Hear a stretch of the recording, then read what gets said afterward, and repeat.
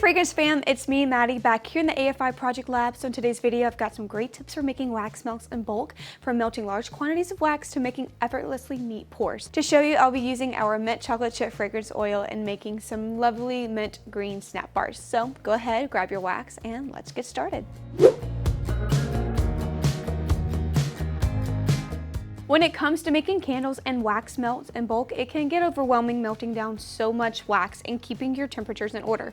So to make it a lot easier for us without having to set up a huge double boiler for multiple pounds of wax, we'll be bringing out our little hefty melting pot here. So this pot is super handy if you'll be melting down lots of wax at a time, which is what I'm doing today. So we're going to be using this. This model has a built-in temperature control which allows you to easily keep a steady temp throughout your production process. So today I'm using 1 pound of GW464, which is a special soy wax made specifically for wax melts.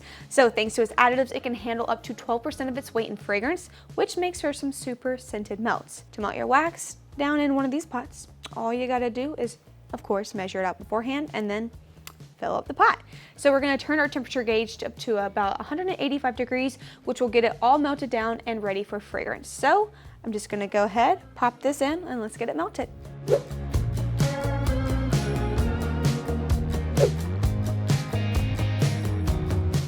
I'm also tossing in a couple of grains of solid blue green dye chips, so that touch of blue really gives it a nice and beautiful minty look. So let's go ahead and add that in and get it all melted down.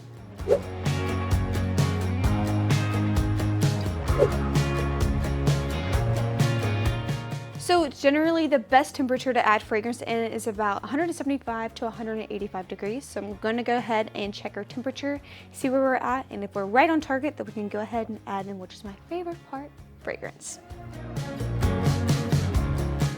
So we are right within our target range, which means we can go ahead and go on to our next step, which is adding in our wonderful mint chocolate chip fragrance. Now this is a great year-round fragrance, but I prefer using it during the winter months. It's pretty Christmassy to me. So I'm going to be using a strong fragrance load of 12% to make sure that these wax melts really fill the room with this beautiful, luxurious smell, if you will. So I'm going to go ahead and dump this in. It's already pre-measured out.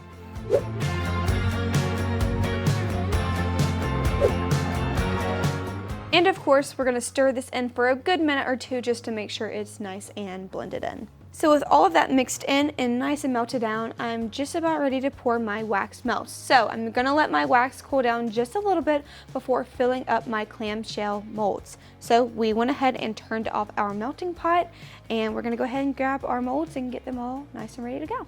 So I went ahead and grabbed my molds that we'll be using, and I went ahead and also grabbed some beautiful green and black glitter to go into these mold cavities. I find it just helps really spruce them up. Now, keep in mind, this doesn't have to be perfect. It can be a little messy, especially if you're making tons of wax melts at a time. So I'm just gonna go ahead and put as much glitter as my heart desires. So can you. So we're just gonna go ahead and put them in there.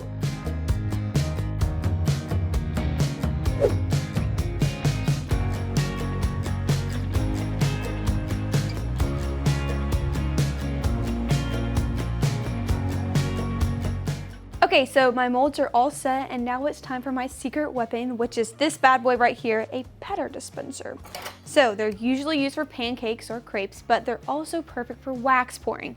It's really quick and easy to fill each of your clamshells quickly and cleanly with one of these. So I've got a narrow nozzle placed on it so I can get a gentle pour.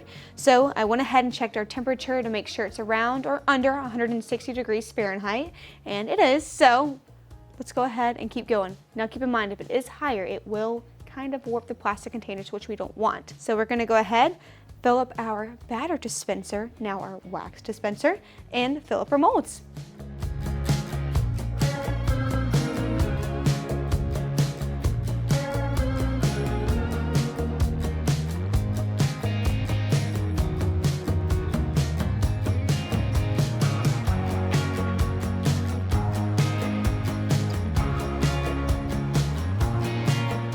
And there you guys have it. I just poured our beautiful wax melt into our containers, and it only took me just a few seconds. So all we have to do now is just let these guys cool and cure.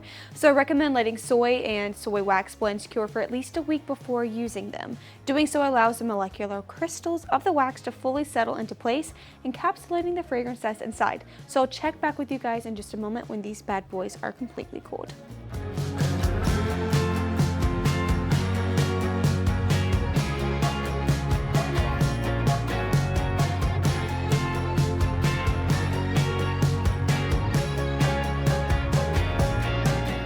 And just like that, your wax melts are done cooling. If you're manufacturing these for wholesale or retail, be sure to add any necessary warning labels on the inside of the mold cap that provide information about safe burning practices. So if you guys plan to make and sell these yourself, feel free to switch up your color and fragrance of choice to fit your brand.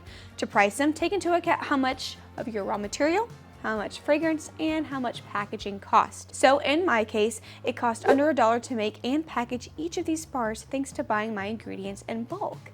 Personally, I'd sell them for about $1 or $2 wholesale and $4 to $6 retail. If you found these little wax hacks helpful, let me know down below in the comments and leave a like on this video. I'm excited to bring more content just like this your way in the near future. We've got tons of fun holiday projects lined up for you guys, so be sure to subscribe and ring that bell icon to stay in the know. As always, I'm Maddie, and I'll catch you guys in the next project real soon. See you guys later. Bye.